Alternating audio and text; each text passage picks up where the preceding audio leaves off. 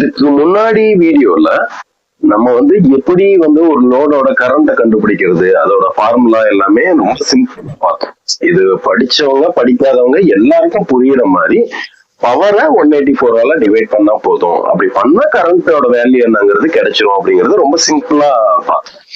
So இது படிச்சவங்களுக்கும் சரி படிக்காதவங்களுக்கும் சரி, படிச்சவங்களுக்கு ஃபார்முலாங்கிறது ஒரு பெரிய விஷயம் இல்ல, பட் படிக்காதவங்களுக்கு இந்த ஃபார்முலாங்கிறது ஒரு பெரிய குழப்பமா இருக்கும்.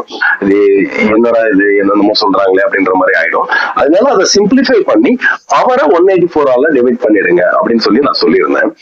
சோ இப்ப எப்படி கரண்ட் கண்டுபிடிக்கிறதுன்னு உங்களுக்கு தெரிஞ்சிருச்சு. 1 HP மோட்டரா இருந்தாலும் அதை நீங்க 184ஆல் டிவைட் பண்ணிக்க போறீங்க.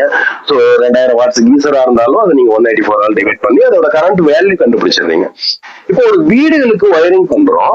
இப்போ ஒரு மோட்டருக்கு வந்து என்ன சைஸ் ஒயர் போடுறது, ஒரு கீசருக்கு என்ன சைஸ் ஒயர் போடுறது, இது எல்லாமே நீங்க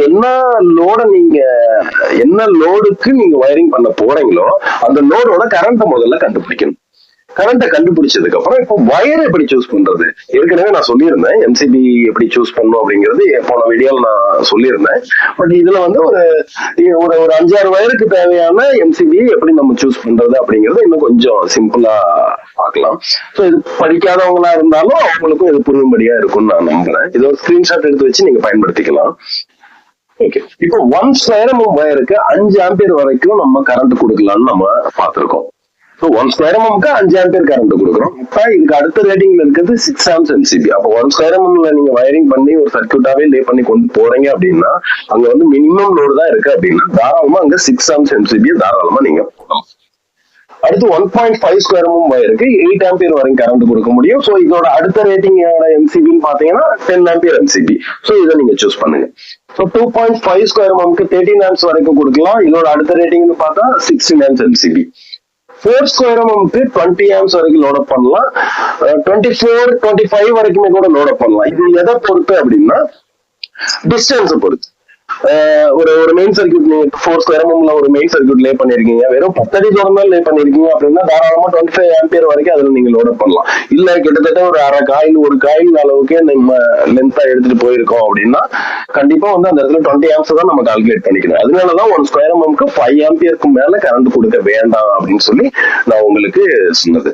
சோ அப்ப நீங்க இடத்துக்கு தகுந்த மாதிரி 20 ஆம்பியரும் போட்டுக்கலாம், 25 amps போட்டுக்கலாம். இது எல்லாமே வயரோட லென்த் குறைவாக இருக்கும் போது மட்டும் நீங்க ஹையர் ஆம்பியரை சூஸ் பண்ணுங்க. ரொம்ப லென்த்தா நீங்க சர்க்யூட் லே பண்ணிட்டு போகிற மாதிரி இடங்கள்ல மினிமம் ரேஞ்ச் என்னமோ 5ஆல மல்டிப்ளை பண்ணி அதை மட்டும் யூஸ் பண்ணுங்க போதும்.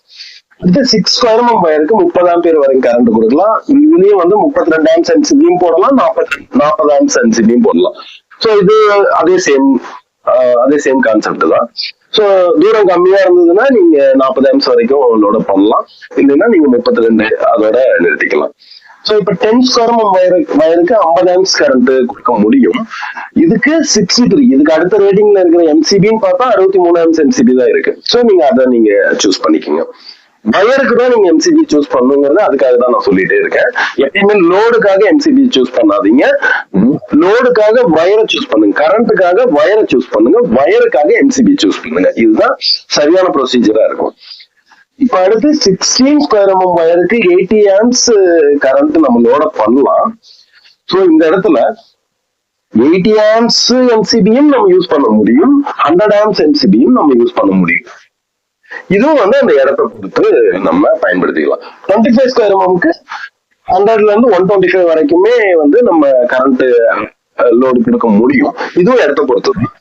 சோ இந்த இடத்துல 100 ஆம்பியர் எம்சிபியும் போடலாம், 125 எம்சிபியும் போடலாம். இப்ப இது வரைக்கும் நம்ம பார்த்ததுல இந்த 63 வரைக்கும் நம்ம பார்த்தோம் இல்லையா, இது வரைக்கும் தான் நம்ம எம்சிபியா போடணும். 63 ஆம்பியர், அதாவது 10 ஸ்கொயர் mm வயருக்கு 63 amps வரைக்கும் நம்ம எம்சிபியா போடலாம். இப்ப 63 amps-க்கு மேல நம்ம லோட் பண்ற மாதிரி இருந்தா அந்த இடத்துல என்ன போடணும்? அதான் மார்க்கெட்டிங் நமக்கு 80 amps 100 amps 125 amps எம்சிபி கிடைக்குது இல்லையா, ஏன் அதை யூஸ் பண்ண கூடாது அப்படின்னு உங்களுக்கு ஒரு டவுட் வரும். இந்த 63 amps-க்கு மேல என்ன நம்ம யூஸ் பண்ணுவீங்க? சோ இந்த இடத்துல வந்து எம்சிசிபிங்கிற ஒண்ணா புதுசா உங்களுக்கு நான் சொல்ல போறேன். இதை பத்தி தெரிஞ்சவங்க உங்களுக்கு ஆல்ரெடி தெரிஞ்சிருக்கலாம். சோ தெரியாதவங்களுக்கு இது அது புதுசா இருக்கும். சோ அந்த இடத்துல வந்து எம்சிசிபி அப்படிங்கிற ஒரு ஒரு விஷயத்த நான் இப்ப உங்களுக்கு சொல்ல போறேன். சோ இந்த 63 ஆம்ஸுக்கு மேல போனா அப்படின்னாலே கம்பல்சரி எம்சிசிபிக்கு போயிடும். எம்சிசிபின்னா என்ன, அது எப்படி வேலை செய்யுது, இது எல்லாமே உங்களுக்கு இது என்னோட வீடியோல நான் பெருசா நான் தெளிவா எம்சிசிபி பத்தி மட்டும் நான் பெருசாவே ஒரு வீடியோ போடணும்னு நினைச்சிட்டு இருக்கேன். சோ இப்ப நீங்க எம்சிசிபியோட ஃபுல் ஃபார்ம் என்ன, எம்சிசிபின்னா என்ன, இத பத்தி தெரிஞ்சவங்க ஏன் எம்சிசிபி பத்தி போடணும் அப்படிங்கிற ஒரு இன்ட்ரோ கொடுத்துருக்காரு இல்லையா, இத பத்தி உங்களுக்கு தெரிஞ்சிருந்தா நீங்க கமெண்ட் பண்ணுங்க. எம்சிசிபின்னா என்னன்னு தெரிஞ்சா கமெண்ட் பண்ணுங்க.